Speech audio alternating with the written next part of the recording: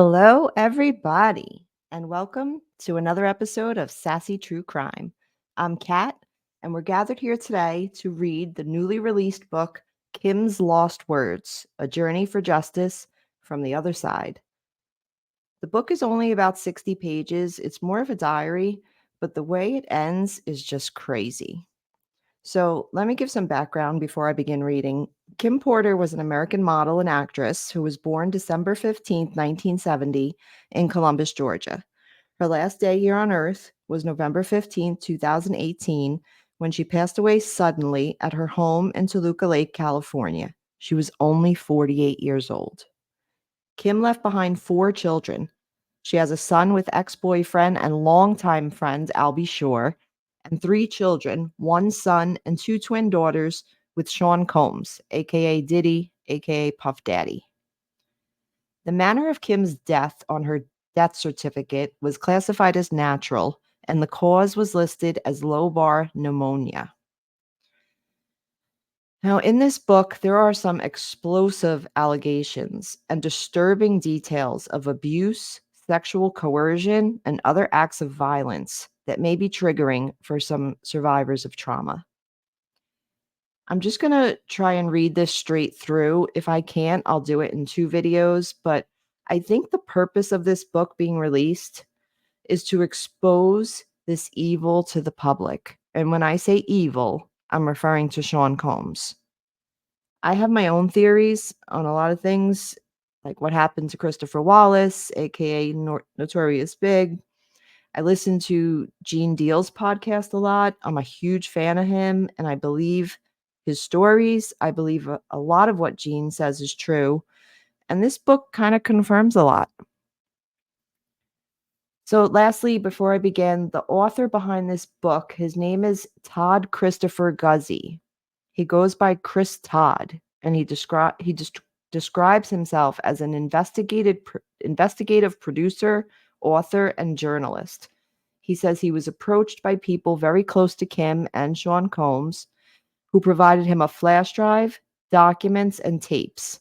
And he feels strongly that all these documents are real, and he is looking for justice for Kim. So let's get into this book. I'm going to start with the disclaimer.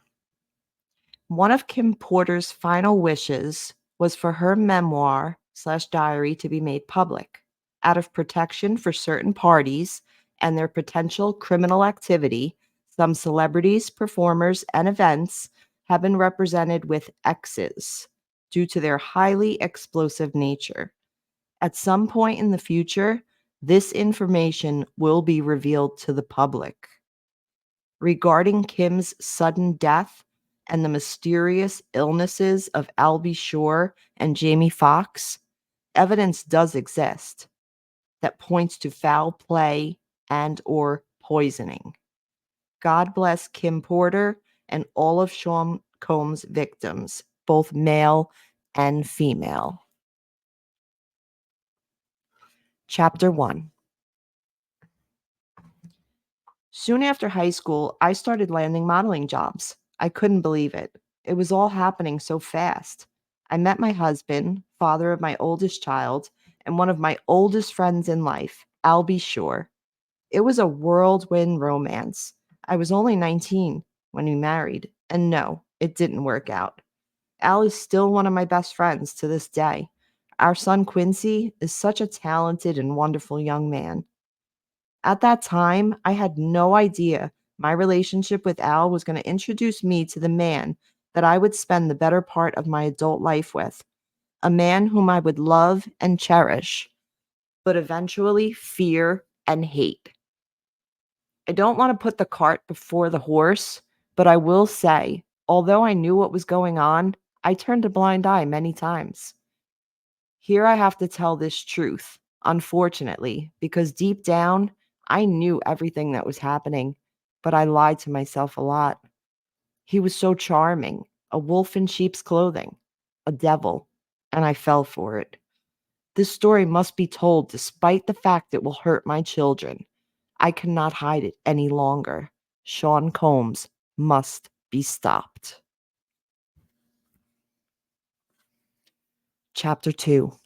Humble Beginnings. I was born to loving parents, Jake Porter and Sarah Porter, in the Peach State of Georgia. And through Columbus High School, where I graduated in 1988, I knew I was going to be famous. In the 10th grade, one of my best friends, Tina, said to me, "You won't make it here in Georgia." I knew if I really wanted to be famous, I would have to leave my hometown and my home, Georgia. That conversation was so important as I look back now. It changed my life. I met Al when I was working in the industry. He was so dope and charming, and I had such a crush on him. We were married before I knew it, and Quincy was on the way.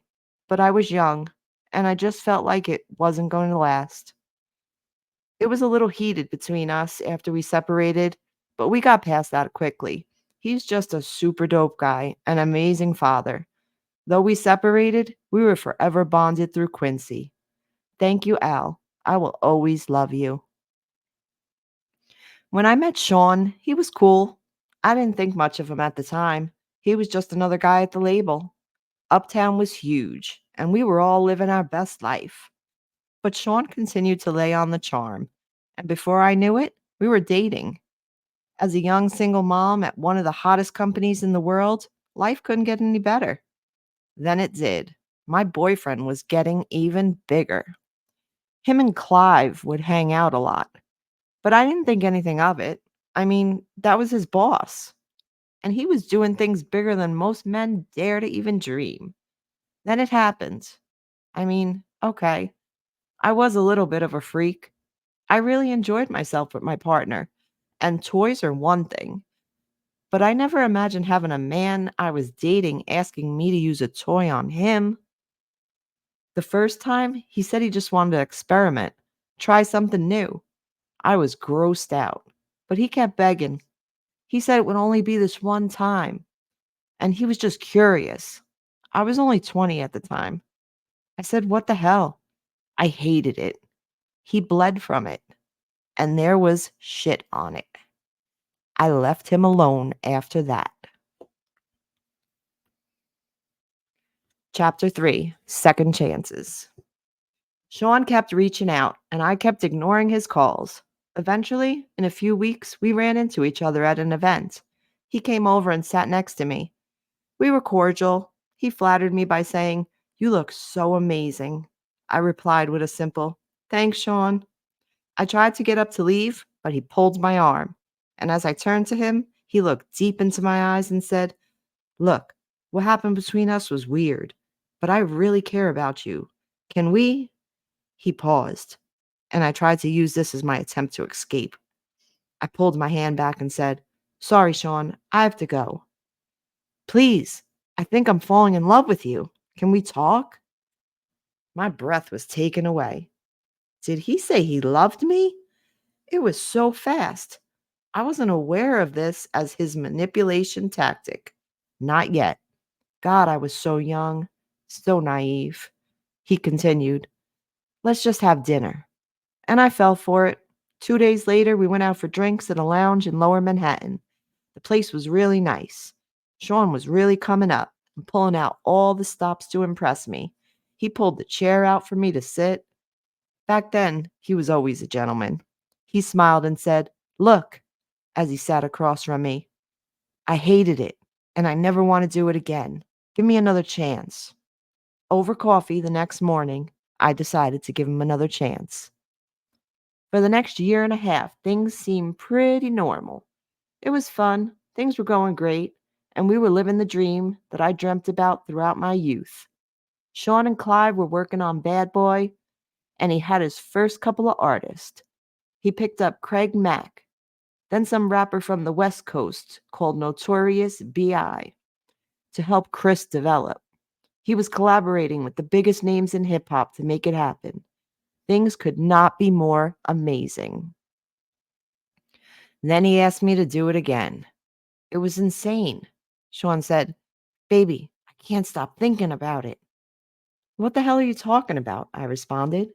Sean continued, "I just can't stop thinking about that night. It was amazing. Can you screw me one more time, please?" I became infuriated. Why don't you just go to Clive? He's the one screwing you, isn't he? Then Sean hit me. This was the first time, but he slapped me hard. Before I could come f- Before I could form words, he began to beg. Um, I'm sorry. Holding my cheek where he hit me, I turned and ran off. That should have been it, but I guess I'm a glutton for punishment. He sent flowers and a bunch of expensive gifts. Then we bumped into each other at another industry event. He sat down next to me. This was deja vu. Sean started. Imagine running into you here. Get the F away from me, I forced out. He became more serious as he said, Look, baby, I'm sorry. But I just glared at him. There is nothing you can ever say to me. Nothing. After an awkward silence, he finished. You know I love you. I love your son. He's my son. I don't know how to fix this, but I'll do anything. I'm sorry. Shit, he could be so sweet. Here we go with the love thing. This time, it's not falling in. He was great with Quincy, and to be honest, despite everything, I missed him. As soon as he stood to walk away, I remember hearing myself saying, Call me later. What the is wrong with me? Chapter 4 Forgiveness. Sean arrived with flowers in hand. He wanted to see Quincy. He was so good with him, and Quincy ran over to hug him. I felt my heart melting. He said, Quincy, how you doing, Tiger? Quincy looked so innocent as he responded, I'm good. I miss you. Sean's response sounded genuine. I miss you too. We'll hang out tomorrow, okay? Okay. Sean gave him a little love tap on the butt. It's bedtime. Quincy replied, Okay, good night, as he turned to head to his bedroom. Here was the man I fell in love with. But what was I thinking? Shit, not only does he want butt plugs, he slapped the shit out of me. So why am I still talking to him? They say that love is blind, but is it stupid too? As Quincy left, Sean looked at me and smiled. Baby, let's go have some fun. The babysitter is on the way. I just want to show you a good time. I was so mad at myself for melting as I said, Okay. We sat on the couch laughing and genuinely having a good time when the doorbell rang. The babysitter had arrived, and so we left. As we exited the house, a big man climbed out of the limo and opened the door for us. He wore a sharp suit with a gun noticeably tucked under his arm. I thought to myself, he could have made it invisible, or did he want me to see it? Despite my reservations, Gene was a sweetheart. He was courteous and polite as he tipped his head and said, Good evening, ma'am. Gene drew a smile out of me as I responded, Hello. Gene and I would see each other a lot after this day. Chapter 5 Sean Kneels. The year passed, and thankfully, we didn't have many bad arguments. Although Sean was strangely getting into voodoo, he would put curses on people, and I wasn't sure how to respond to that craziness. My problem as a single mother was I wanted to be married. He always had excuses and delays when it came to committing to marriage. His label was blowing up, Biggie dropped, and it was just about over. He also signed Mary J. Blige, and of course, when I found out that he slept with her, we fought. He claimed it was a mistake, and my stupid ass took him back again. Sean asked me for a threesome with her. At first, I was mad, but Mary was beautiful. It was our first threesome, and I loved it. Mary was sexy. I would not be doing this a lot, but it was so hot. I was young and exploring my sexuality was enticing. Over the years, we brought other women into our bedroom periodically, and we were happy. That is, until one day I came home to a situation that went from awkward to a nightmare. Quincy was with the babysitter, and Sean was sitting with Albie Shore at the dinner table. I had a child with Al, and Sean was the father in Quincy's life. The awkwardness of all of us being together had dissolved a long time ago. But it was still weird that they were here in my home together, alone. I sat down and we had drinks. It was fun. The conversation was cool until it wasn't. Al was a little loose after a couple drinks. I remember him saying, "It's still weird seeing you with my friend, but you're happy, so I'm happy for you guys." Sean responded, "Thanks, man. Me and you, we've shared so much." Al replied coolly, "Word?" The conversation took an odd and awkward turn when Sean said, "We've all been together sexually, but not together." I was shocked for a moment. As quietness lingered in the room, I asked, "What do you mean by all together?" Al shifted uncomfortably, but Sean didn't hesitate. "You know how we sometimes invite other people into our bed?" I couldn't believe it. "Oh, hell no. Sean? This is my father's son. Al? Say something." What Al said was mind boggling. "I don't know. Could be kind of hot. I miss you in that way." Although I couldn't believe Sean would do this, the truth was I still cared about Al, and this could be very hot. I just didn't want it messing up my relationship. And if things became awkward, how would it affect Quincy? So I asked, "Are you both sure?" I imagined both of them inside of me. I knew this would be awkward sexually. There would be some bumping of genitals, but what happened next, I could never have imagined in my wildest dreams. Al, bleep, bleep, bleep, bleep. I couldn't believe it. I stood there in shock. But when Sean bleep, bleep, bleep, bleep, I ran out of the room.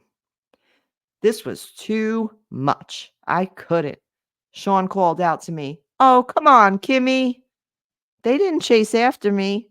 They bleep, bleep, bleep. I couldn't get the image out of my mind. I couldn't be with Sean for a while. But that wouldn't be the last time I saw Sean in a compromising position. Not by a long shot. One day I found the vault where he kept all of his encounters with men. Yes, he kept a record of it. But that's for later. Chapter 6. Pac. Biggie took over East Coast hip hop, and Sean was the brilliant mind that orchestrated it. He hired people to teach Chris how to flow and write his lyrics. He hired the best producers to do the beats, although he took credit for them, and the music was unstoppable. At this point, Sean was sleeping with all the power players, and everyone that wanted to do music wanted to be a bad boy. Sean wheeled and dealed in a way that would have been unthinkable to many. He slept with the guys that really controlled the music to stay on top. A lot of the names average people have never heard of. These are the guys that make the decisions on who is winning and who is not. He hosted parties that were just a fancy name for orgies, and everybody wanted in. When I met Tupac, Sean and I had an open relationship. And yes, I slept with Pac. Shit, he was sexy. Sean didn't mind. Well, not until he tried to get Pac to join both of us. Pac was not good with that. This is where the relationship between them became strained. Tupac wasn't going to accept Sean's advances. Pac wasn't gay, and he was pissed about the advances. We were all in Sean's house. I was drinking, they were smoking, and everyone was just relaxing. Sean came in. Sean came in on what I am sure he would call a smooth approach. "My baby is bad, isn't she?" Pac threw me a sly smile. "Hell yeah." I felt myself blush. Sean was now in full swing. "You think you hit it better than I did?" I couldn't believe he disrespected me that way. I was not playing with my response. "Sean, what the fuck?" Pac came to my defense. "Damn, bro, you ain't gonna do the sister that way." Tupac appeared upset behind Sean's words, but Sean went in for the kill regardless. "I think my bigger than yours. I bet I can make her come faster than you. What's up?" Pac was appalled. The fuck are you talking about?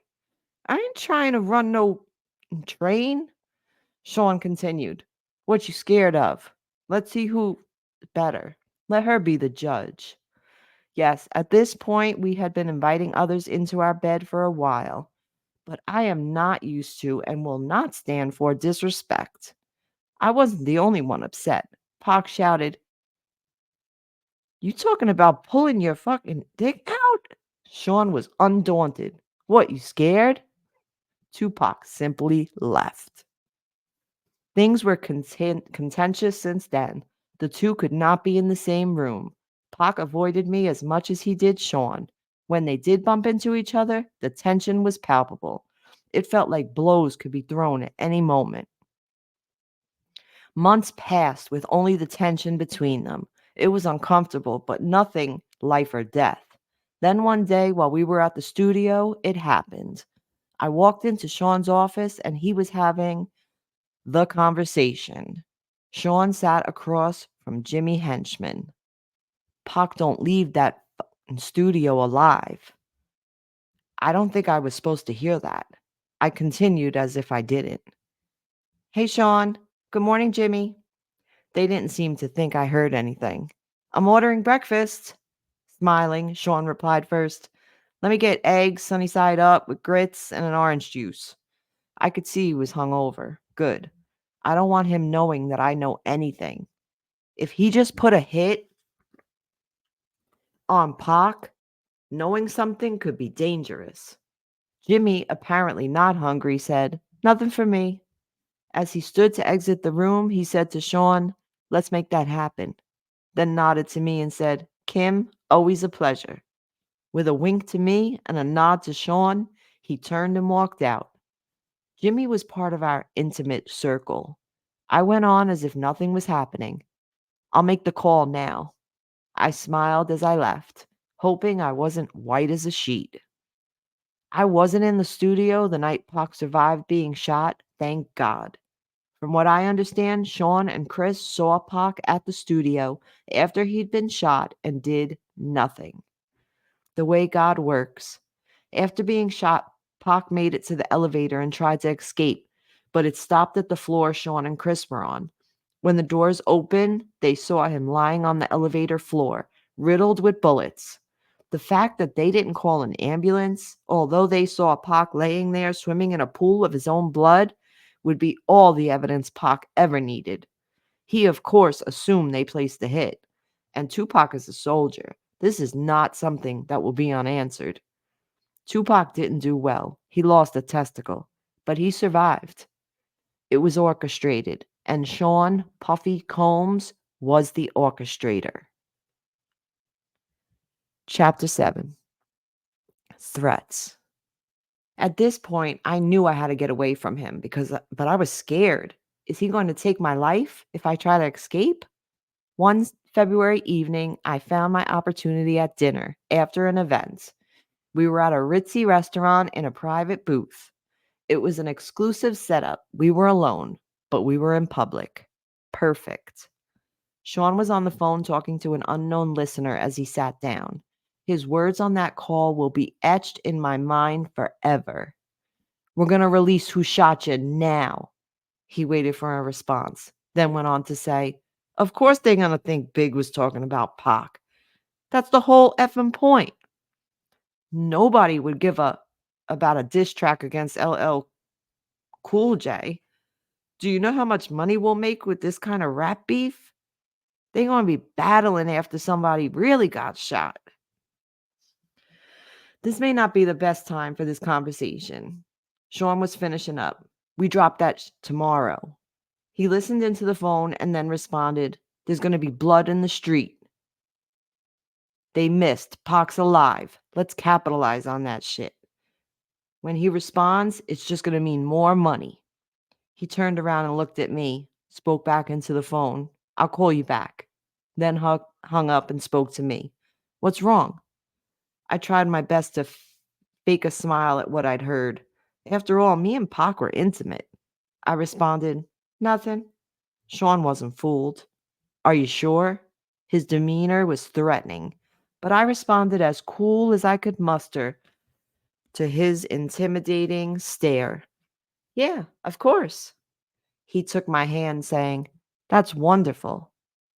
He began to squeeze my hand until it hurt as he continued, "Because seeing you walk in the office while I was talking about killing that mother and you not saying shit to me had me just a little concerned." His grip was starting to hurt badly. "You're hurting me." As he continued, he squeezed tighter. "Your pretending you didn't hear anything was a sign of your loyalty to me, not something I should be concerned with, right?" I had no choice but to give him the answer he wanted. I knew I was trapped when I responded, "Of course I'm loyal to you." He let me go as he responded, "Good, and remember, I'm the big dick." I snatched my hand back in pain. He smiled and said, "Let's start off with a good wine." He snapped his fingers, and his favorite wine was poured for him. They knew what Sean wanted, and what he wanted, he got. I'm trapped. Now isn't the time for me to launch my escape plan. I have to be strategic. It's going to be hard to leave the glamour, the glitz, the lifestyle. I mean, this man just snapped his fingers in one of the most exclusive restaurants in New York City, and they poured his drink of choice. The bottle of wine is $800, and this is 1994. The list to get in this place is 6 months long if you are somebody. Mayor Giuliani has a table here tonight also. If I got up and walked out, I would be safe. But what about tomorrow? I had to think. He sipped his wine and smiled. "You're not drinking?" He pointed at my glass, and of course a waiter filled it. They knew what I liked as well. Sean has a bad temper. He yells something, and okay. He's roughed me up once or twice, but he never punched me. He never bruised me, and he's never hit Quincy. I would not have stood for that. He never laid a hand on my son. At that time, I never thought of him touching Quincy in that way. Then the significance of what he said hit me. Is he mad at Tupac over me? I'm the big dick? Oh my God. The last time he put his hands on me, it was because I enjoyed Jamie Foxx too much. Shit, he enjoyed Jamie too.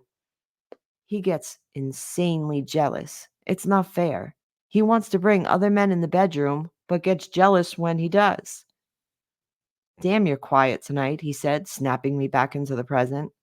I asked the question that was burning in my mind since I walked into that office. "What does Chris think of this?" He looked at me coolly and said, "His fat ass better just keep doing music."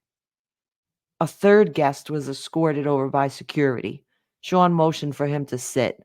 A waiter walked over to Sean Carter and asked, "Would you like something?" Carter responded, "No, thank you," then said, "Hello," to me with a smile. Smiling, I replied, "Hey, Carter," and took a sip of my drink.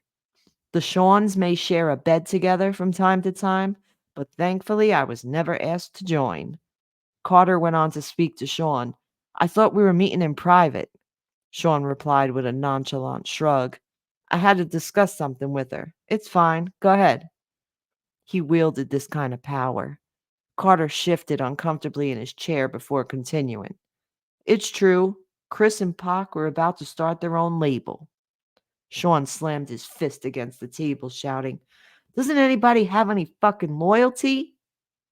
Carter, "Well, that's not happening now, right?" Sean peered at Carter with distrust. "Why the fuck you so eager to share this with me? Chris is your man. Fuck, he brought you on, and you're stabbing him in the back?" Carter responded with indignity. "First, I'm tired of being that son. I need to come out from under his damn shadow." Sean smiled slightly. "Okay, I respect that." Carter kept going. "On top of that, this is making that move, and it should have been with me." Sean looked at Carter blankly. "Pac put Chris on. You know this. What's this really about, Carter? Don't fucking try and play me." The Jay-Z of today wasn't born yet. This young Sean Carter was in over his head. Cornered, he had to spill it out. "I want his spot." Ambition. Now this is a man I can work with. Sean made a grandiose gesture towards Carter. Waiter, get this mother whatever he wants. Carter smiled. Thank you. Sean responded. Honesty and ambition. We're going to make a lot of bread together. Carter ordered a drink. As he stated again, guess he won't be leaving with that to do their own label now. Sean responded with his normal air of arrogance. Why don't you let me worry about that? I took this as my cue to escape. I told Sean, I'm going to go ahead and get back to Quincy. Sean wrapped up his conversation with Carter. Sean was wrapped up in his conversation with Carter and barely noticed as he excused me. Had the limo drop you off. We didn't eat. He didn't care. I smiled and kissed him on the cheek and left. Chapter 8. Kadada. Actress, model, and fashion designer Kadada Jones was Tupac Shakur's fiancée and is the daughter of record producer Quincy Jones and actress Peggy Lipton. Being around other celebrities was just a part of life. Meeting Kadada was just one of those events, and as time went on, we became close. We hung out together, went shopping, and so on. It was about the same time I met Kimura. Those were the days, or so I thought. We always had girl talk, and the fact she was dating someone I had previously been with wasn't a source of contention. We didn't get jealous of each other. It was just girl talk stuff. No, I did not become intimate with Kadada. Kimura was way too jealous for that. Yes, Kadada knew about Kimura, Sean, and I all being together sexually. Of course she did. We shared that kind of thing. We were open and honest with each other about almost everything. A true friendship, except I couldn't be open and honest about everything. Not anymore. Sean made sure of that. Kadada and Pac were the greatest couple. He was always so cool and, yes, sexy. She was so beautiful and fun. Before all the tension and beef, we used to all hang out together, and it was always dope vibes. But with Pac shooting and the suspicions surrounding Jimmy, and Sean, the vibes between Kadada and I weren't always perfect. Then came that night. Award shows weren't anything new for us. At that point, we dolled up as the men groomed. We didn't choose what we wore. A stylist prepared our color palettes, a makeup artist did our makeup, and a hairstylist did our hair. This was just the way of things. We shared the best stylists in the business. Sometimes we would all go to the studio for an event to get our measurements taken. But this time, Kadada seemed different. I felt like something was wrong. But when I probed her, she wouldn't say anything. Then the day of the event was here. We would all see each other inside. Even though Sean was my man, as far as props, I had nothing on Kadada. Being Quincy Jones' daughter had perks, and superstardom was among them. Pac wasn't there. When she saw us, she came over to our table. We sat around kicking it in a very dope vibe. Sean knew he was going to clean up at this award show. He had all but taken over the East Coast musically. With all the hits, there really was no way he wouldn't. Bad Boy is Hall of Fame stuff now, and Sean P. Diddy Combs knew it. Sean smiled at Kadada as she sat at our table, but something about that smile didn't seem authentic. Soon I would know why. He's sick when he has a grudge against someone. As she sat, Sean said, Bad Boy is going to clean the fuck up. From his table with Faith, Chris replied, Hell yeah, and that new shit we busting out, gonna have them sick. Kadada signaled for the waiter to pour her a glass of the ginger ale that sat over at her table. As the waiter refreshed her drink, she said, Pac's music gonna get some love too. Sean grimaced. Oh, come on, Sean. I know y'all got your differences, but you have to admit the man makes great music. Sean looked at me out of the corner of his eye, then took another sip of his favorite cognac and replied, Bad Boy got the hottest music on the fucking planet. But I ain't tripping. Everybody gonna get their shine, right? Kadada sighed. Sean, Tupac thinks you were involved with him getting shot. You two were so close. You need to make this right. Sean responded indignantly. Why the fuck would that think I had anything to do with it? Kadada retorted. Sean, can you blame him? Sean was obviously not happy with that question by his reply. Hell yeah, I blame him. We had a good thing going, all of us. That turned on me. And he has the fucking balls to blame me for his shooting? The indignity he managed to spew out while lying through his teeth was something I did not expect. I was thrown back for a moment before interjecting. Da, do we have to do this tonight? It's Sean's big night. Kimura heard the ruckus and made her way over to our table as well. She sat down and said, Hey, everybody, with that big dimpled smile. I smiled and replied, Hey. Kadada also seemed happy to see her as she said, Hey, what's up, Kimmy? Kimura, never the type to hold her tongue, went straight at it. The whole place is buzzing with the fact you're sitting here accusing Sean of having Pac shot. Y'all kinda, loud. She laughed. Kadada seemed embarrassed as she looked around to see everybody staring and whispering, but she wasn't about to back off. In fact, she doubled down. Anybody here not talking about it ain't real anyway. We all know Sean was behind it. Kimura forced a smile. Honey, we don't have to do this here. Kadada made clear she was not to be silenced as she continued. Oh, let's not hurt the feelings of Sean Puffy Combs. He only had one of the most prolific rappers in the game shot. Sean clenched his hands into fists. If this was anyone else, this would have turned ugly. But this was Quincy Jones' daughter. Sean was a monster in the streets, well feared by men that knew, but he did not want any of the smoke Quincy Jones could bring. Kadada could continue with impunity. Sean could not touch her. Christopher and Mary, both wanting to defend the super producer that made them famous, both started to stand and make their way over to the table. But Sean signaled them off with a firm motion of his hand. They remained in their seats, watching helplessly. Kadada seemed to be on a full rampage. You're not safe in the streets, Sean. You think you're untouchable? Kimura seemed almost red in the face when she grabbed Kadada by the hand, saying, I gotta go to the restroom. Kadada, not willing to stop, snatched her hand away, yelling, Let go of me. Kimura needed her to get a grip and said sternly as a parent speaking to a child mid tantrum, Da! Kadada turned to her and yelled, What? Kimura nodded through the crowded room, and Kadada looked around. Here, she deflated slightly. Kimura, now in control, spoke firm but softly. Let's go powder our noses. Kadada nodded with a grimace and gave a sharp look back at Sean as she walked away. As the tension slowly melted away, I asked Sean, You okay?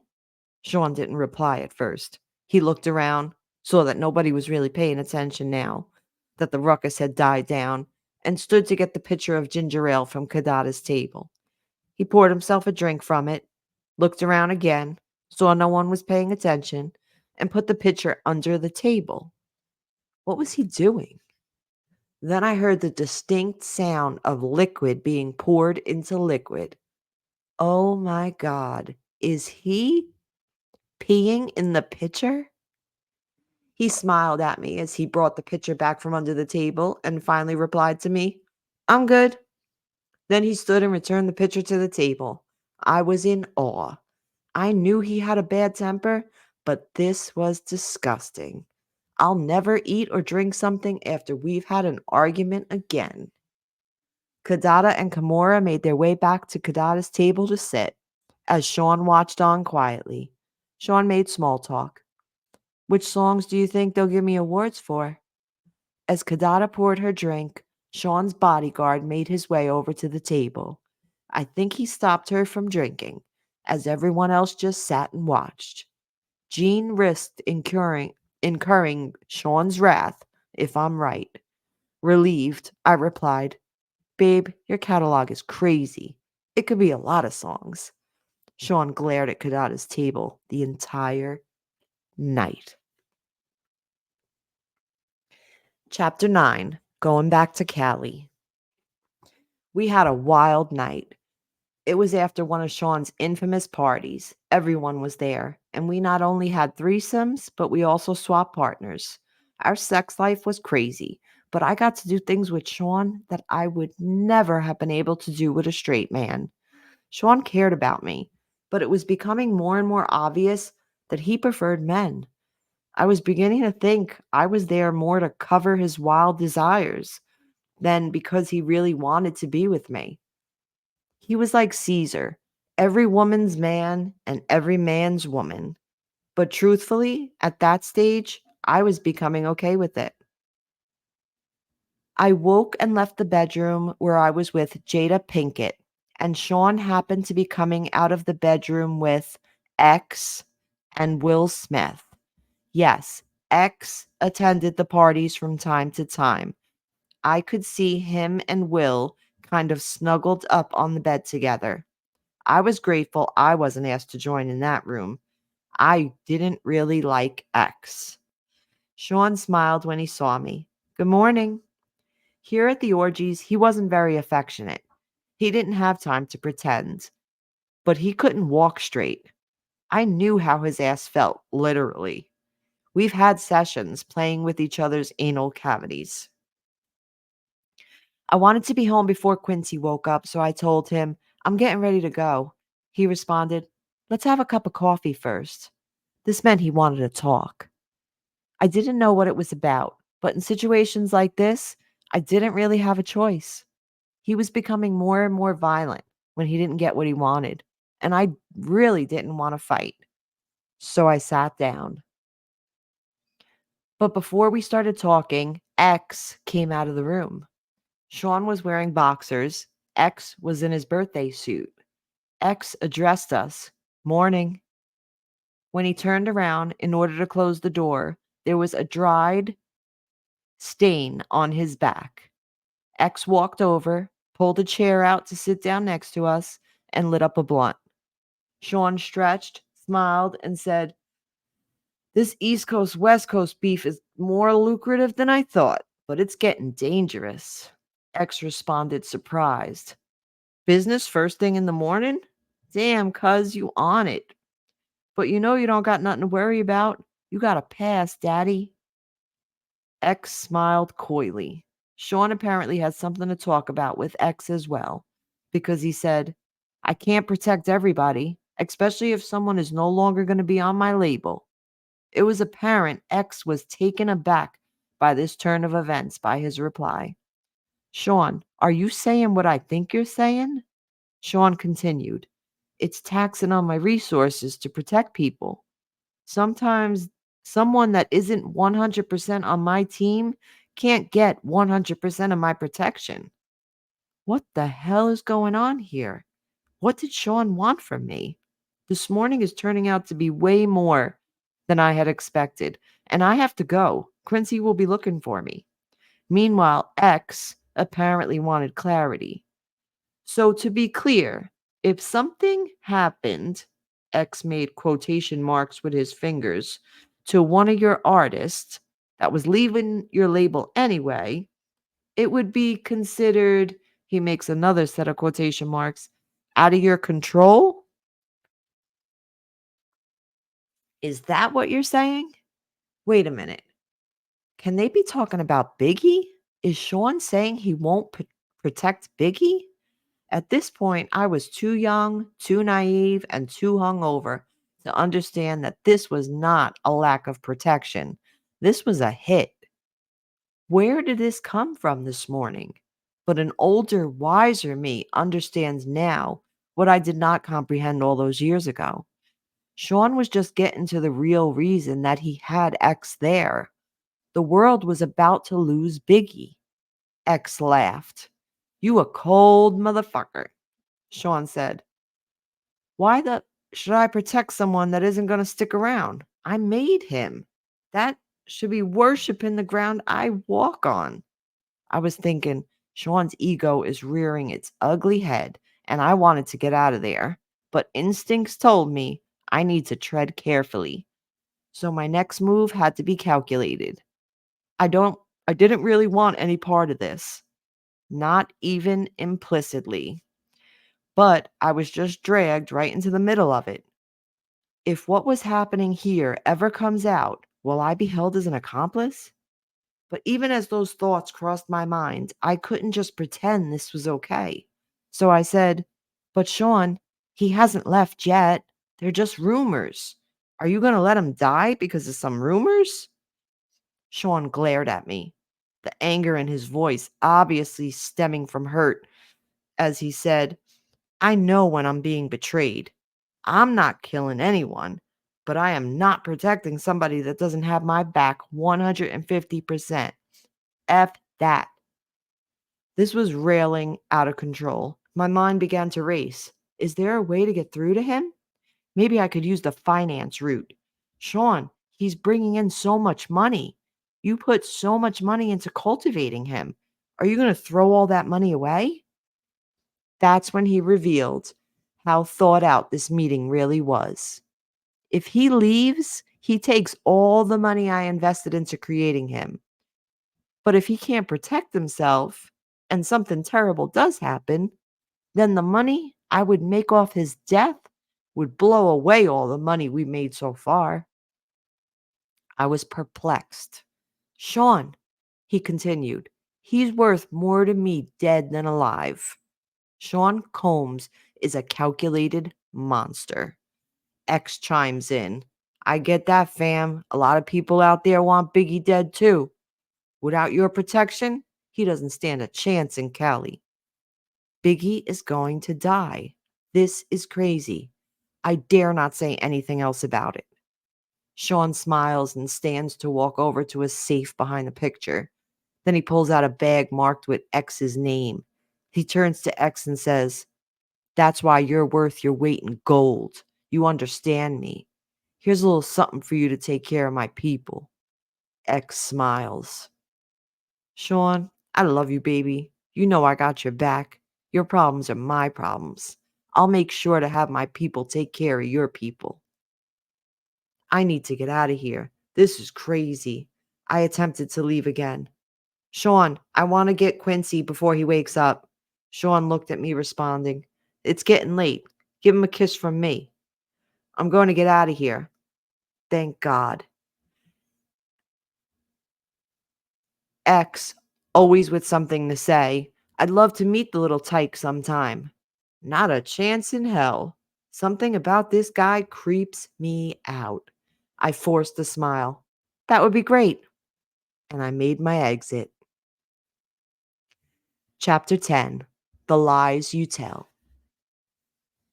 At this point, the relationship between Sean and I had been off and on for quite a while, and we were off at this point. He had put his hands on me again, this time for something that didn't even happen. It was all in his head. When the phone rang, I picked it up anyway. "Hi, Sean." He sounded trepidatious as he said, "We've been broken up for a while this time." "Yeah," he continued. "I don't want anybody to know about my—" He paused to search for the right word. "Proclivities?" I replied. "So you don't want people to know about you being gay?" Sean exploded. "See? That's why I fucking lose control on you." So I just plainly stated, "Goodbye, Sean." "Wait," he screamed. "What, Sean?" "I'm sorry, okay?" "You're always epping sorry." He took a deep breath. "I have to do something to cover myself." I sighed. "Do whatever you fucking want, Sean. When you see this in the news, it's not real." This made me calm down a moment. What could he be talking about? He continued, "I'm only doing it for the press." "Doing what, Sean?" After a long pause, he continued, "She knows what this is. She's just pretending to cover me." "Sean, what the hell are you talking about?" Another pause. "Publicly, I'm gonna be dating somebody else. A video girl." I laughed. "Why would you do that?" I have to cover myself. I was getting mad. I was actually angry at myself more than him. Why was I getting jealous? I was sitting there actually comparing myself to video vixens in my mind. They are thick, but look at my body. Did he prefer them light skinned, big butt girls from the videos? I calmed myself. No, I know he likes men any damn way. As I regained control, I asked, "Why the hell are you telling me?" He sighed. "I wanted you to find out from me first." Like I give a shit. He came at me with his favorite line. "You know I love you." It was getting old. I could only think to myself, here we go. Love is a big, strong word. I'm tired of him throwing it around and using it when it fits his needs. He's using it while he's sitting here telling me about dating someone else. I replied, "You don't hit people you love, Sean. Love doesn't hurt." He sucked his teeth as he responded, "Come on, you serious? That shit's for children. We ain't in fucking high school. Sometimes things happen. That doesn't mean I don't love you. I wouldn't hit you if I didn't." Wait. That sounded wrong. You said exactly what you meant. He took a breath. There was an awkward silence. The fact I was still on the phone and waiting for him to speak meant he had the power. He was more cautious as he continued. He didn't want to lose that power. "Kim, no one that I don't care about can bring that kind of emotion out of me." I wanted to say, "Is that how you talk to dudes after using butt plugs?" But there is a line that I dare not cross. Instead, I said, "You say that while you're dating some other bitch? That's just for the public." I was done. It could be heard in my voice as I said, "Whatever, Sean. Do what you need to do. Just leave me alone." "I'm never giving up on us," he cried. I responded to that emotional control attempt with the little resolve I could muster. I didn't even believe the words that came tumbling out of my mouth. "Sean, there is no us anymore. Goodbye." "Tell Quincy I miss him," he threw out. His emotional manipulation was really driving me crazy. This time I said with much more conviction, "Goodbye, Sean." And I hung up. Manipulative bastard. Chapter 11. Mo Problems. For a while, I was actually happy to see Sean gone. I was getting older and the sex parties were out of control. It was getting time for me to slow down. Quincy was getting older. I knew that if I kept going, the rumors circulating were going to eventually find a way to get back to him. What will he think of me?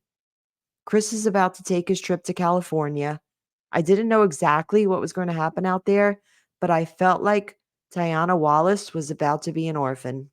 I knew I didn't want any ties to that. As I was sitting there contemplating all of this in my robe, sipping my wine on this Friday evening, my doorbell rings. I was not expecting company. I opened the door and found Sean. My heart skipped a beat. I was shocked, but recovered quickly. I forced a smile and told him with a slightly slurred speech, "Hey, come on in." Shit, I am way more intoxicated than I thought. Sean entered looking around suspiciously, then turned to me and smiled, saying, "You haven't been returning my calls. I just wanted to make sure you're okay." "I'm fine." He obviously was not here out of concern. He was checking to see who was here. Sean was controlling like that. Yes, even though we were not together and he was dating someone else. He started to make his way to the living room. I attempted to put a quick end to the visit, but it came out a little more directly than I intended. "So since you can see I'm fine, you can let me go to bed now." Part of me wanted him to stay. As he entered the living room, I was forced to follow. Sean was very direct with his next inquiry. "Is someone else waiting for you?" "No, but Sean, we're not together. You're dating someone else. I can whoever I choose." With this, Sean became irate. He fiercely slammed me to the ground. Then he pulled out a 22 and sat it on the end table. He turned to me calmly. I was scared. My voice quivered as I pled to him. Sean, please stop. Quincy is here. How did we get here? How did we get to the point that he was in my living room threatening me with a gun? He knelt on one knee and got right in my face to say, "You're mine. You don't have a choice in that now. I can't live without you." He stood up, composing himself. I was terrified as I whimpered, "Sean, that's not love." Sean picked up his gun and cocked it. He looked at me almost thoughtfully and asked, "Have you ever heard, if I can't have you, no one can?" "Sean, please don't. Please. Quincy will hear." Sean smiled and put the gun away, saying, "Oh, this is just for dramatic effect. I would never shoot you. If I was going to kill you, no one will trace it to me. You know how many people I've had to take care of over the years? It would be quiet. Something in your food or drink. Something that will never get back to me. I wouldn't shoot you. Do you understand?" I could only nod, tears flowing down my face. He looked at me thoughtfully. As he reached down to help me, I could do nothing but agree. He's a terrifying monster. Now he wanted to smooth it over, and I had to go along with it. What else could I do? "Listen, baby, I don't ever want to hurt you. You know I really love you, or I would have moved on. Thinking about living my life without you, it's just too hard. If someone ever tried to hurt you, I would kill them." My back hurt from where I hit it on the table when he shoved me. All I could do as he helped me up was nod, that I understood through my streaming tears, which he wiped. He looked towards Quincy's room. "Let me say goodnight." "No, Sean, please. Thinking quickly, he has to get up in the morning." Sean looked at me with an unreadable look. He was studying me. "Okay, I'm gonna go." Nervously, I walked him to the front door. "This is over, thank God." He kissed me. I didn't want him touching me, but I couldn't refuse. "Kiss Quincy for me." I tried to keep my composure as I replied, "Sure, Sean." He opened the door to leave. The bodyguard that was outside escorted him to the car. This was far worse than I realized. Why would he need a bodyguard at my front door? How was he anticipating this to go? After I shut the door, I had another drink. For tonight, the nightmare was over. I sipped on my wine and cried. The next few days, he sent dozens of roses. He brought Quincy expensive toys. He didn't want me. He wanted me to keep his secret. I'm trapped. He has the authorities under his thumb. I can't go to them. This is like a gangster movie. How high up does his power go? How far is his reach? The FBI? The CIA? Who is not corrupted or won't get silenced by their upper chain of command? Can anyone help me and my child? He found his way back to my bed. I had no choice. Chapter 12, A Mama's Love. The calamity that ensued behind the death of Biggie shook the East Coast. It rocked me as well. Sean could have stopped it. He was complicit in it. He was a contributor. He knew it was going to happen and didn't stop it. This was his friend. No, they were not nearly as close as Sean would have had the public believe, but still. As far as Sean was concerned, we were great. To the public, we were just having the off and on relationship of a normal couple. And I probably just seemed like a money hungry hoe. But the truth is, I just got used to not having a choice. Today, I recognize it for what it was: Stockholm Syndrome. I was at his beck and call and had become comfortable with it. Quincy had everything he could ever want, with the exception, of course, of a normal parental figure. This is why this chapter is so powerful for me. A mother's love is so real. One night I was out with my boyfriend. Yes, we were on again, and we were joined for dinner by none other than Miss Wallace. Sean looked over as security allowed Miss Wallace to approach the table and sit. Miss Wallace spoke with a smile. "Hello, Sean. Hello, Kim." I smiled the best I could. What a situation. For all intents and purposes, she is sitting with her son's killer. I hope my voice didn't betray my feelings as I said, "Hi, Miss Wallace." Sean smiled also as he said, "Hello, Miss Wallace. What can I do for you? When I got your call, it sounded urgent." He was able to appear as if he was smiling warmly. This was the creepiest situation of my entire life. She looked at Sean with pleading eyes. "I know this isn't your problem, but things have gotten kind of hard. I was hoping that you could send some of that money Chris made with you this way." Sean shook his head. "That's not something I can just do. There are attorneys and accountants. Can I maybe help you out with a little something to get you past the hump?" Sean reached into his pocket to dig for his wallet. "I haven't even seen how much Chris left. It's going on 2 years. Just how long is this going to take?"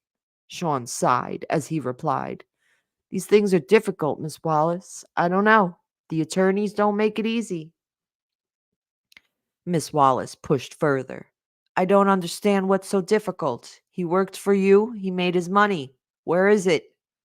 Sean shook his head as if saddened by what he was saying as he continued. "It's not like I can just give you his money.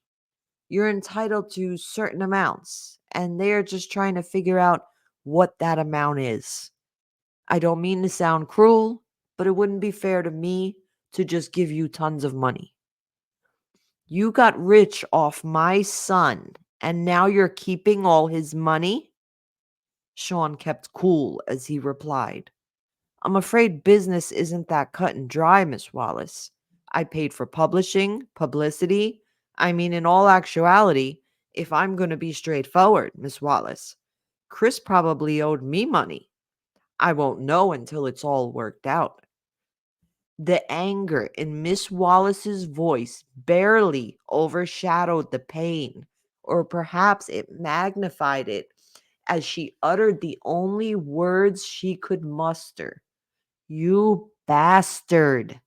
Sean didn't flinch. He just said, "Look at the contract. I am honestly trying to get him as much as possible out of it. But I have investors.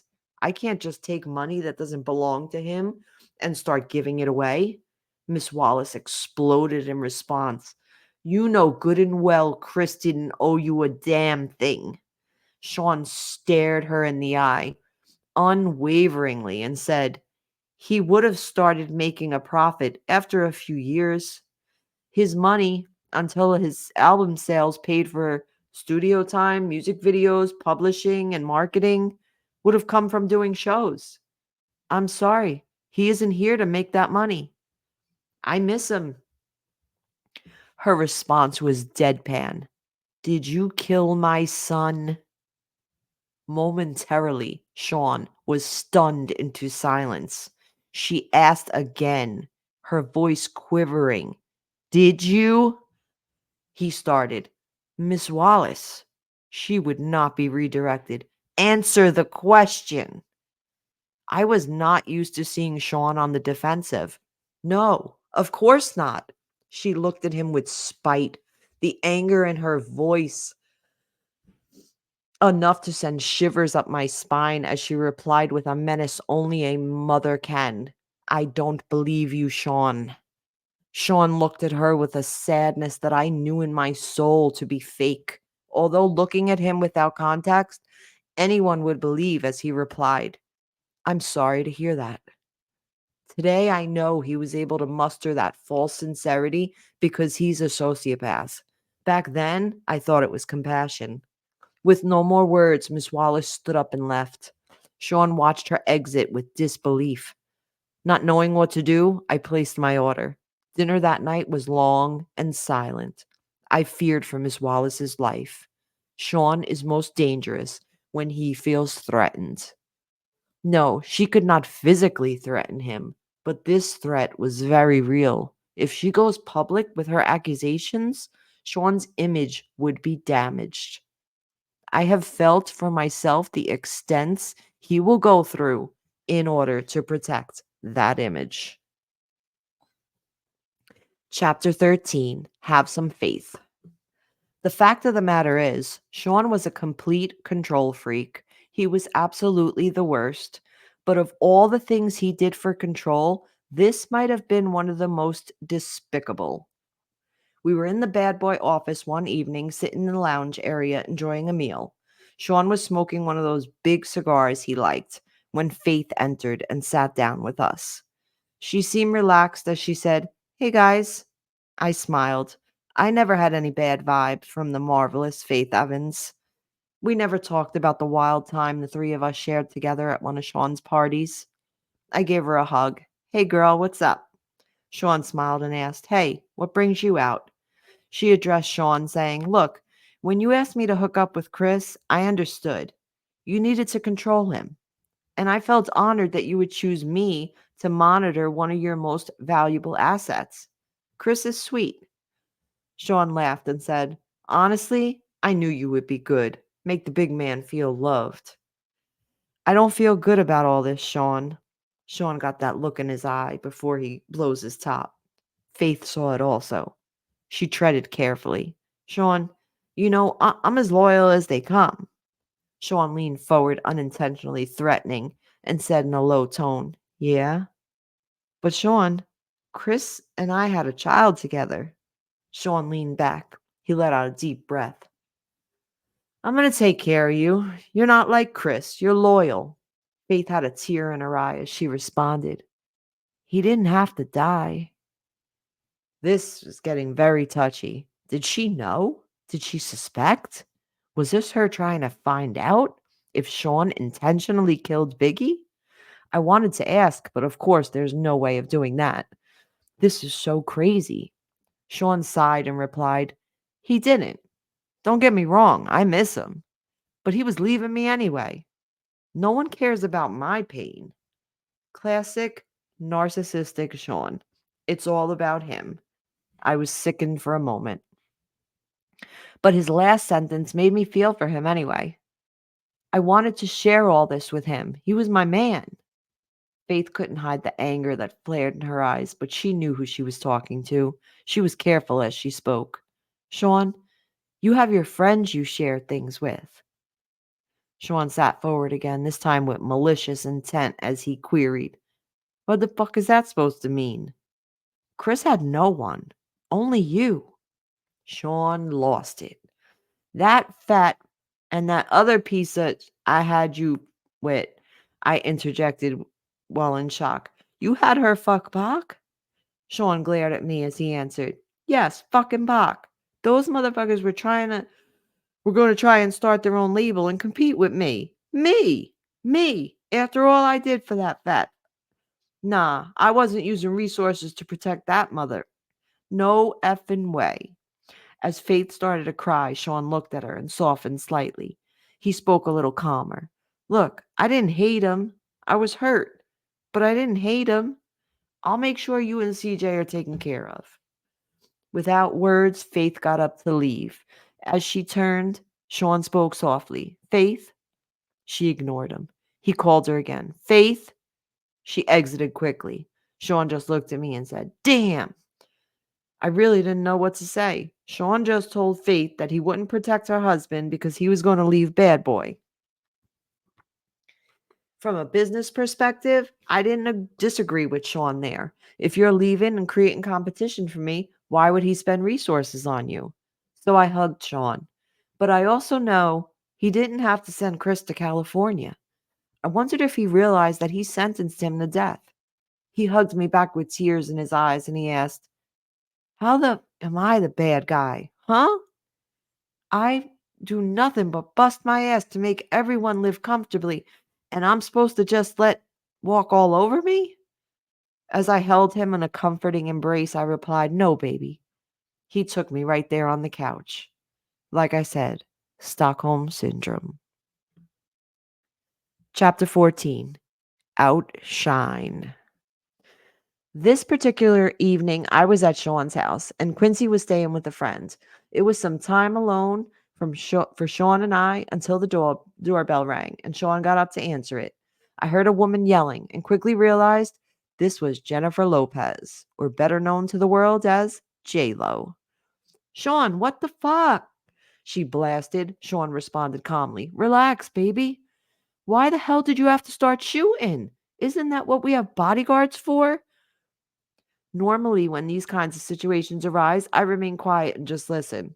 I play my position, you could say, but I wasn't paying attention to the news for the last day or so, or even though it would be the only thing anyone would talk to me about for months. No one had spoken to me about it yet. So I entered the foyer asking, "What's going on?" Jennifer exploded at me. "What's going on? What's going on? This shot up a damn club." My jaw dropped, looking back and forth between the two. Sean spoke soothingly. "Jen, you gotta calm down."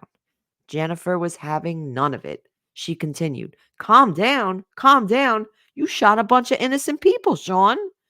Sean placed his finger on her forearm. "It's a bonding technique." He was shrewd in handling her. "He does this to me too. Even if you know what's happening, it works. It's an intimate contact without being personal." He was he was aiming to disarm her. This did not seem to immediately sway Jennifer as she continued. "Why in the hell do you think Biggie's replacement will take the fall for you?" Biggie's replacement? Wait, could she be talking about? I had to know. Are you talking about Shine? Jennifer didn't even look at me as she responded. "Yes, fucking Shine." Sean continued with a calm and even voice. "Relax. The situation is under control." Jennifer was not calming down. She went on. "They contacted my attorney for my statement, and there are a lot of witnesses, Sean. There is no way you're going to get away with this." Sean's arrogance can be immeasurable at times. He laughed as he asked, "You doubting me?"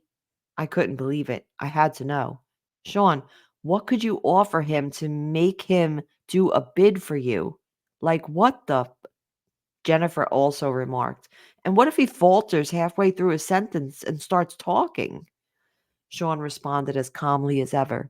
"He won't do that. People in jail don't cross connected people on the outside." Jennifer looked deflated. "So you'll kill him too?" "How much does she know? Look, I'm not going to threaten anyone. Shine is smart and loyal. He knows how it works, and when he gets out, he'll be well taken care of." Jennifer spoke defiantly. "Sean, they want to question me. I am not perjuring myself. I am not going to jail over this." Sean seemed so in control. I admired him for it at this point, but my spirit was broken. I felt bad for Jennifer. She catches one bad break after another, and this was really a bad break. Sean spoke with confidence. "Relax. Come in, have a drink. Have your lawyers call mine. You'll never see the witness stand. I promise." Jennifer wasn't so sure. She asked him, "How can you possibly know that?"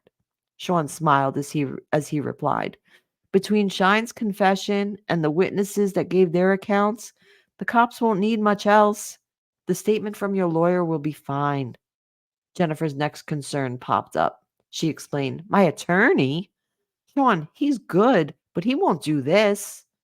Beaming with confidence the way only a man with his net worth can, Sean responded, "Sure he will." Jen shook her head defiantly as she responded, "Sean, you don't know him." Sean's unbreakable confidence was ruling the day. Jennifer was giving in as he told her with a smile, "I got this."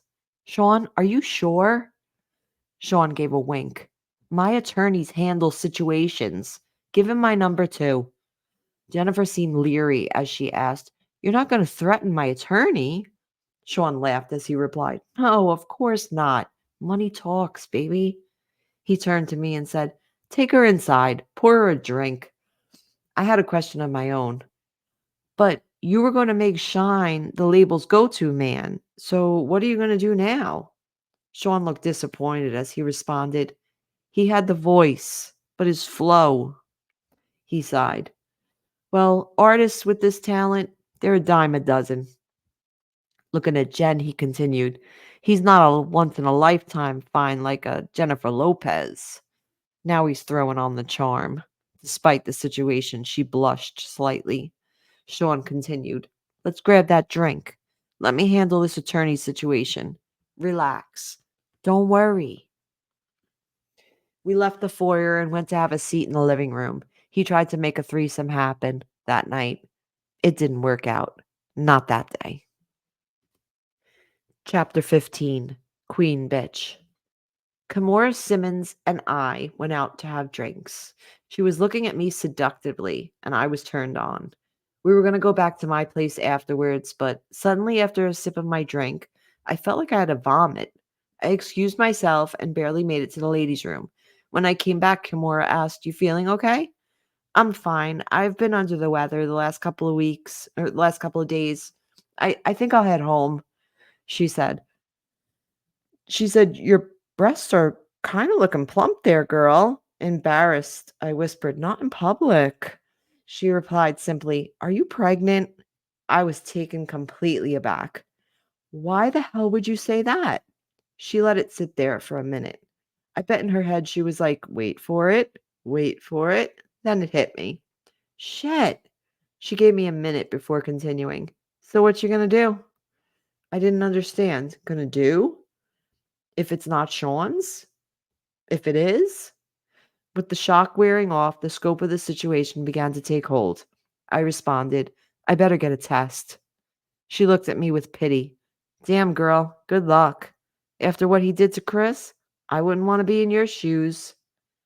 The desire that was in her eyes before I got sick was all but gone. As I began to stand, I realized what she said to me, and I paused. She looked at me flatly and said, "Ain't nobody stupid, girl." I didn't know what to say. The question still lingered in my mind despite everything I knew. Did Puffy intentionally kill Chris?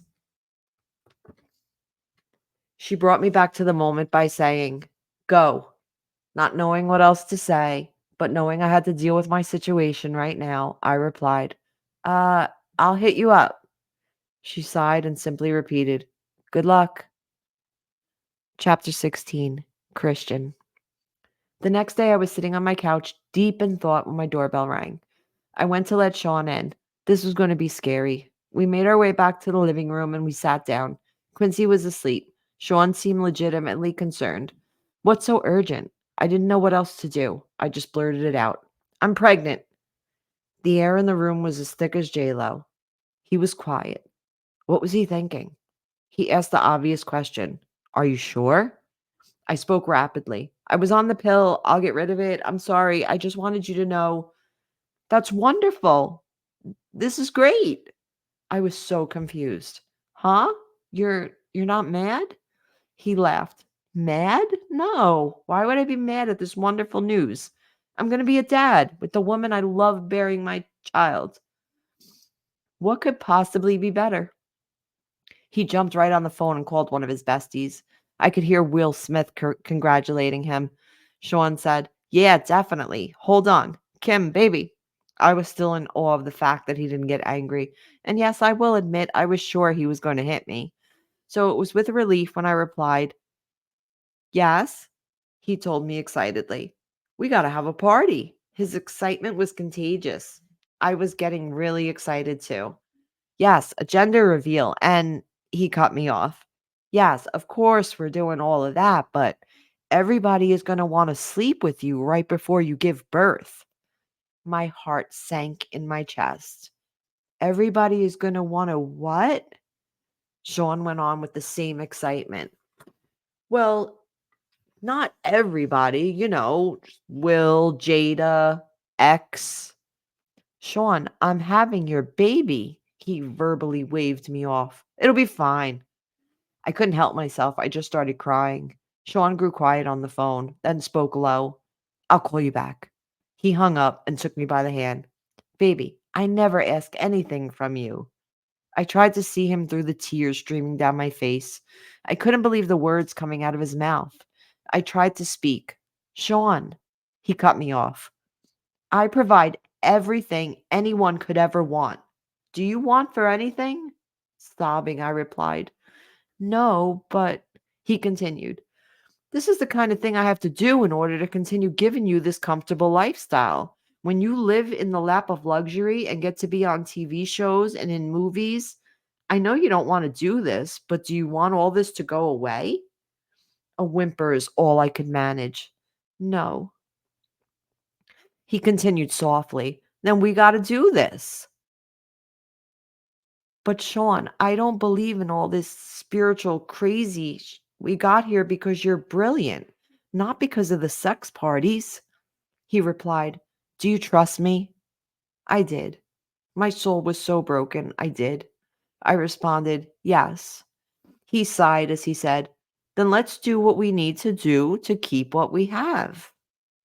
As I nodded yes, he pulled me in to hug me. "Thank you, baby. We're going to have a beautiful baby." He ordered me some food, and that night I cried myself to sleep. I was going to be gangbanged at 9 months pregnant. I want my children out of this life. My child going to have a good biblical name, a heavy Christian name. They are not going to take his soul. Chapter 17, Broken Promises. I don't know how this managed to stay out of the media for so long, but Sean got to the point where he was incredibly abusive, and only his inner circle knew about it. The artists were all too afraid of him to say anything. He gained so much power. No one would say anything. Puff Daddy was a kingpin. This Monday afternoon, Quincy was in school and our son Christian was with the nanny, and I still had to make a living. I still loved the camera and had just been cast for a new movie. Sean was coming over to celebrate with me, just the two of us. I was in the bedroom when he came in. We were supposed to go out for dinner, but he was in a foul mood. Sean yelled, "What the?" I would have to walk on eggshells as I came out of the bedroom, but I found him holding flowers, so I smiled. "You brought me flowers?" Sean yelled. "No. So who the are they from?" I was bewildered and told him honestly, "I don't know. Probably just a fan." He threw the attached card at me. I picked it up to read it. "Sean, He slapped me so hard I hit the ground. Sean yelled, "Who the were you with the other night?" I looked down at the card that was lying on the ground next to me and it read, "The other night was amazing. We must do it again." Shit. I tried to explain. "Sean," he threw the flowers at me. "That's not how this works. You have my child. You don't touch anyone else unless I allow it." I yelled back. "It was just coffee with the producer. It was nothing." He glared at me and asked, "Who the is this producer?" I was trying to desperately calm him down as I responded, "From the movie, babe. Calm down." He picked up my coffee mug and slammed it against the wall. Coffee flew everywhere as he yelled, "Who the is this think he is?" "Sean, he's just some producer. We talked about the role and me maybe starring in another movie that he wants to produce. I swear that's it, Sean." Sean exploded even more. "He wants to put the move on my family?" At the top of his lungs. "My family?" He flipped the table over, breaking it.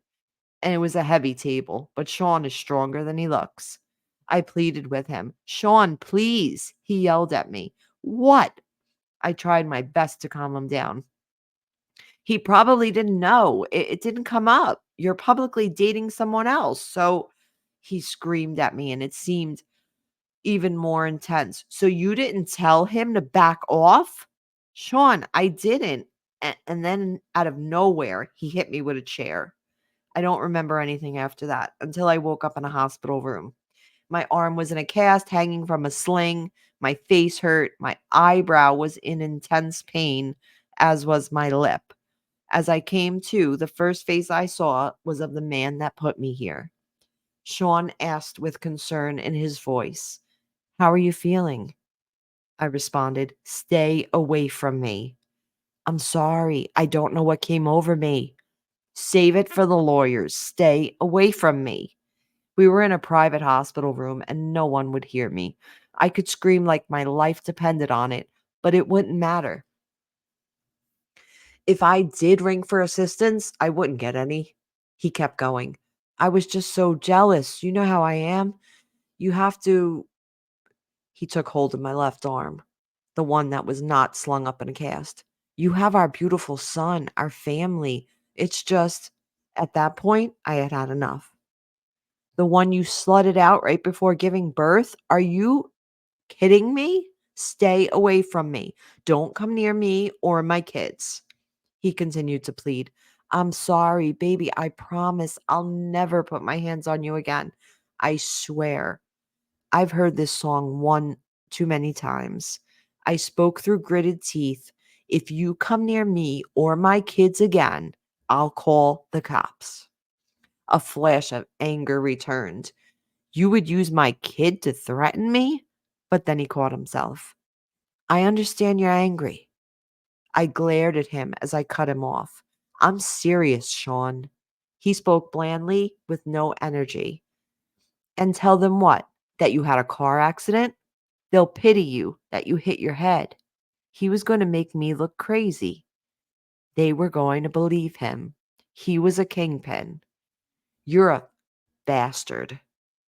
Sean spent the next 6 months helping me heal and working his way back into my life and into my bed. I was so damn stupid. And of course, I wasn't cast for that movie. From what I understand, the producer died of pneumonia. Chapter 18 Sweet Goodbyes. Sean kept his word for the most part until he didn't. I ended up pregnant again. He wanted energy from that too. That would be my last sex party. My body will never be ravaged by so many people again, especially while I'm pregnant. What if something happened to the twins? After that, I wanted out. But when I tried dating someone else, they would end up dead from pneumonia. I knew Sean was behind it. This was not a coincidence. He gets jealous of a guy and they die of pneumonia. I could be next. If I'm going to get out of this alive, I'm going to have to do something to make him stay away from me. I had a plan, but it was dangerous. Sean had a vault where he keeps all his videotapes of all his conquests. I started sleeping with him again. After he falls asleep, he was starting to drink heavily. I would get into the vault and get a couple of the tapes, take them home, make copies, and swap them for the next set of tapes a few days later. It took weeks to get them all copied, and he never knew that I had them. This was my way out. Some of the tapes had things I never would have expected. The gay parties are one thing, but the young boys, like Usher, Little Bow Wow, and Justin Bieber, I would have never known. My God, is he grooming Quincy? This has no end. I invited him over one day to confront him and put an end to our on again, off again relationship. He had entered my home unannounced for the last time. He would no longer have the key after today. I was in the kitchen. Kimura and I were sharing drinks. I was scared to face him alone. Sean entered smiling. What's up, Kimmy? Hey, Mora. I told Sean, sit down. Because of my tone, he looked at me stunned and asked, what's going on? What is this? I responded with delight. Me taking my life back. We're done. He answered, hold on, wait a minute. I was so excited that I wasn't hearing any of it. I shouted at him, no, no more. This is over. He looked confused as he asked, where's all this coming from? With disgust, I said, I got the footage, Sean. He looked even more confused as he inquired, what are you talking about? Kimura said with revulsion, Usher too?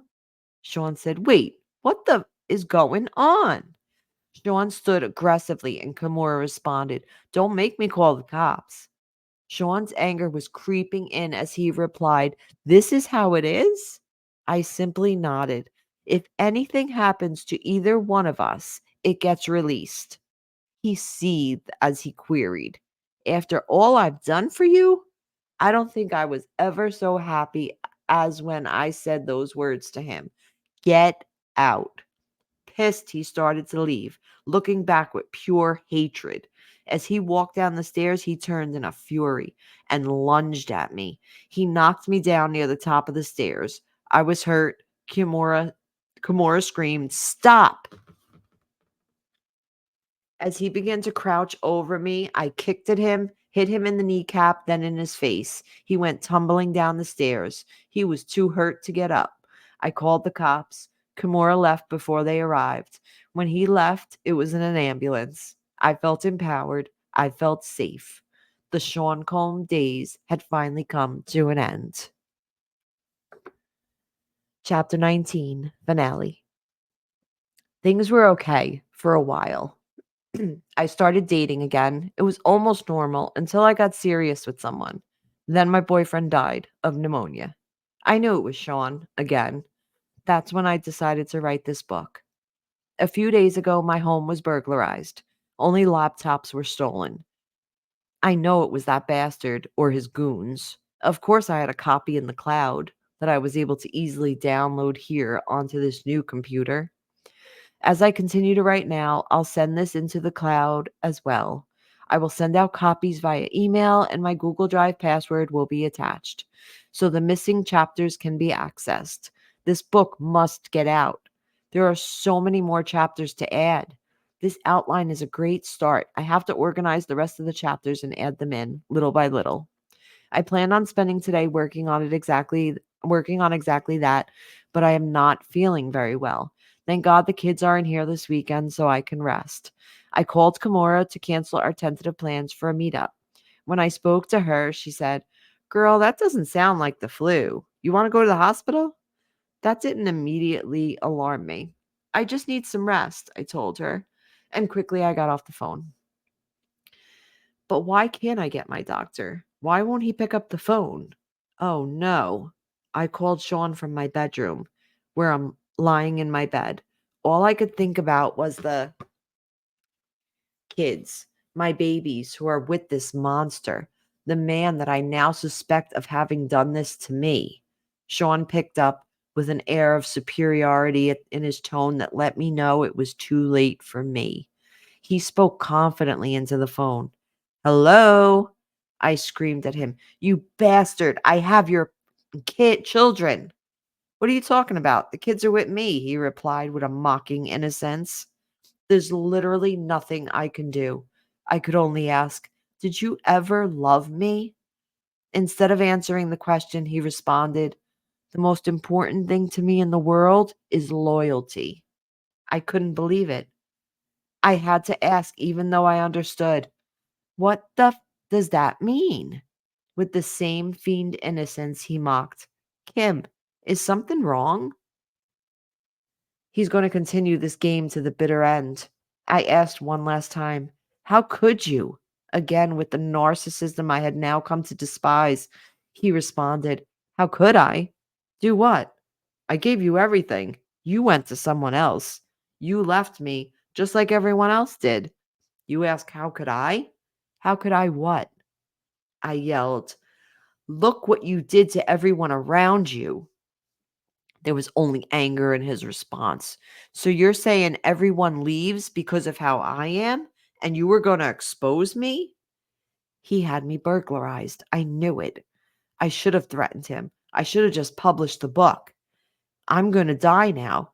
Just like Heavy D, like Biggie, like Pac, like so many others. And it's because he is a monster. Plain and simple. Before hanging up, I simply say, "That's not the only copy you." Then I shoot out a group text. I let everyone know he got me.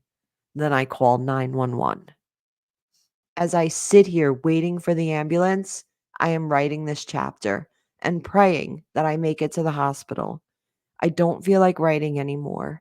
I may not be around to see it in print. It's okay. I'm sending it out. He won't get away with this. I will have my say, my final words. Sean Combs will get exposed, even if I lose my life doing it.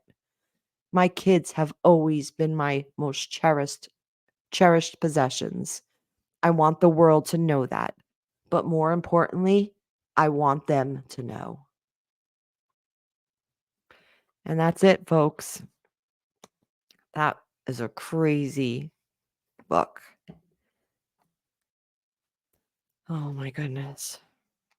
All right.